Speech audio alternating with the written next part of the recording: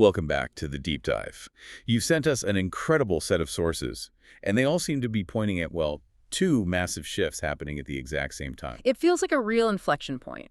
On one hand, you have the regulatory story. Right, Coinbase reopening the door to U.S. token sales. And on the other, you have this huge technical leap with a project making some almost unbelievable performance claims. And that project is Monad. So for this deep dive, our mission is really twofold.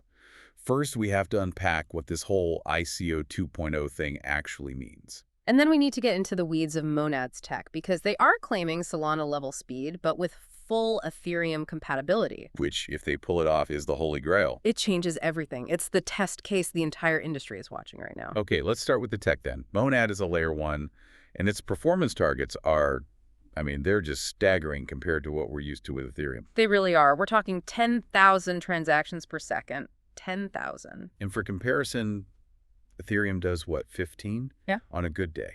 15, maybe 20. And then there's finality. You know, the point where a transaction is truly irreversible. On Ethereum, that's what, 12 to 15 minutes? Exactly. Monad is aiming for 800 milliseconds, less than a second. That's squarely in Solana territory.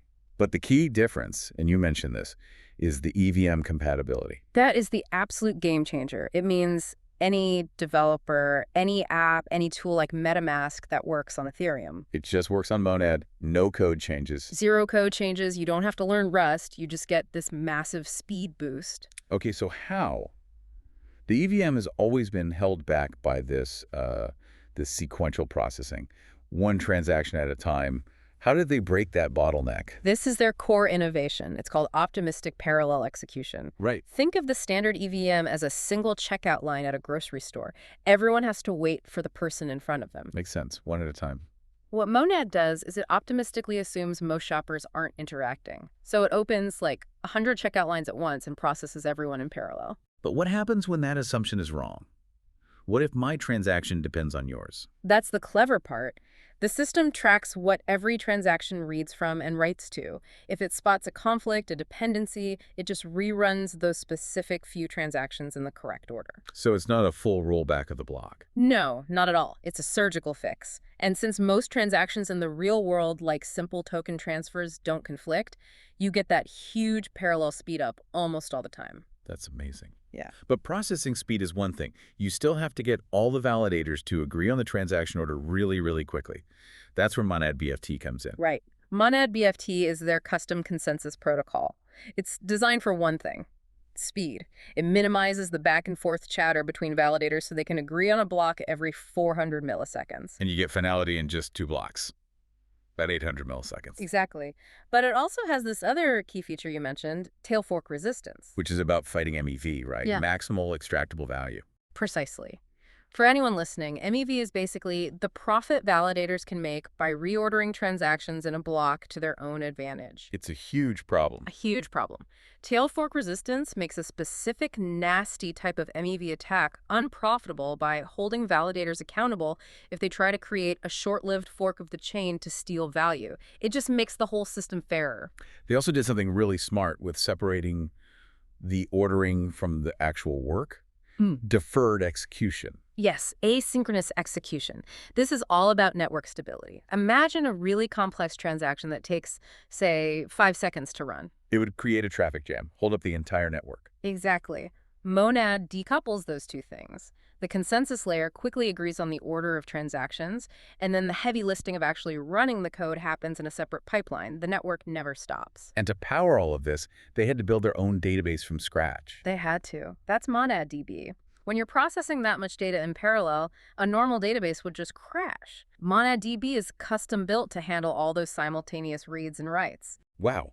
Yeah. It's not just one innovation, it's a full re-architecture of the entire stack. It really is. And if the tech is one story, the way they're launching is the other half of this. Let's shift to the Coinbase sale, because that's just as revolutionary. Absolutely. For years, U.S. retail investors have been locked out of these kinds of early-stage sales.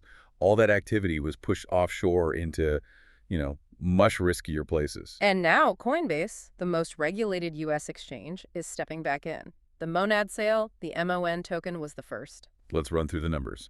It was November 17th to the 22nd, 2025.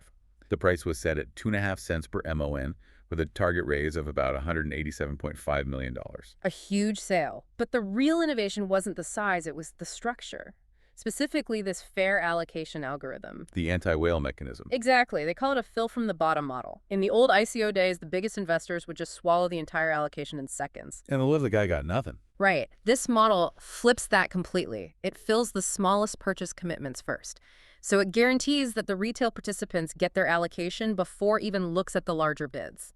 That is a powerful signal to regulators that this can be done fairly. It's about democratizing access. It is, and it was bundled with other strict rules. Full transparency on tokenomics, no hidden details, and mandatory issuer lockups.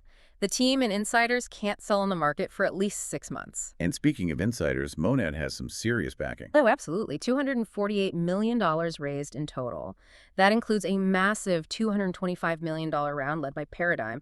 That's what set the $2.5 billion valuation for the public sale. So the institutional confidence is there. Yeah. What about the ecosystem? A fast chain is useless. No one builds on it. The mainnet goes live November 24th, 2025. And they're launching with a surprisingly mature ecosystem. We're talking over 240 dApps already confirmed. That's not just promises. No, these are real integrations. Chainlink is there for data, Layer 0 for cross-chain stuff, and native USDC support from day one. Yeah. They did the legwork. And they also did a big airdrop to bootstrap the community. Yes, 3.3 billion MON tokens went out to almost 290,000 wallets to reward early supporters and, decentralized ownership from the start. Okay, let's pivot to the future then. Risks, competition, all of that. The tokenomics for MON seem designed for the long term. 100 billion total supply. And that sale price of below 0.025 set this fully diluted valuation at $2.5 billion. What's interesting is that this was actually cheaper than where it was trading on unregulated pre-market platforms. So the regulated sale actually offered a discount. It did. But the key thing for market health is what's available at launch, and only about 49.4% of the supply is unlocked initially. And the rest, the 50.6% for the team and investors, is heavily locked up. Heavily. Multi-year vesting schedules that run all the way to the end of 2029 with a 1-year cliff where nothing unlocks at all. But here's the most important rule. What's that? Those locked tokens cannot be staked. Oh, that's huge.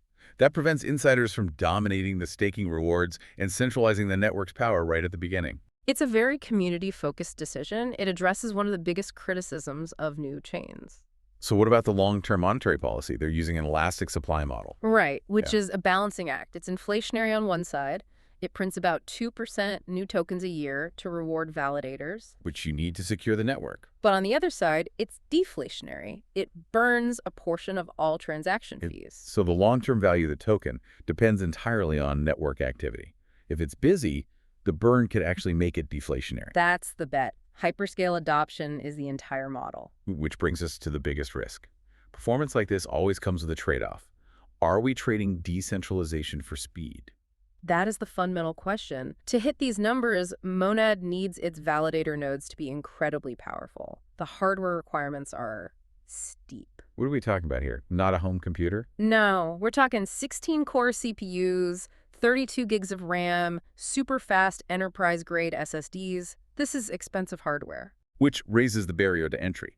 Not everyone can afford to run a node, which could lead to centralization among a smaller group of well-funded operators. That's the risk. It's an explicit trade-off they're making. They are prioritizing performance at the base layer over making it easy for absolutely anyone to validate. Managing that tension will be their biggest long-term challenge. So Monad is this massive, well-funded, and now well-regulated bet that a single Slaper-fast EVM chain can win without needing all the complexity of Layer 2s. Right. The mainnet launch is the final exam. Exactly. All the theory has to now meet the real chaotic world of a live blockchain. Well, let's bring it back to the bigger picture then. Yeah. Whatever happens with Monad's tech, what's the lasting impact of this Coinbase sale? I think the legacy is that it creates a blueprint. The U.S. market has now established a compliant, retail-friendly template for fundraising on-chain. A new standard. A new global standard, most likely. The fair allocation, the transparency, the lockups, this is the structure that will define ICO 2.0 going forward. A regulated path for mass market participation. That's a huge step forward for the whole industry. Thank you for guiding us through both the tech and the finance on this one. It's a lot to unpack. It was a pleasure. It's a fascinating moment to be watching this space. And thank you, the listener, for sending us the sources that made this deep dive possible. To make sure you don't miss our next one, please subscribe to the podcast.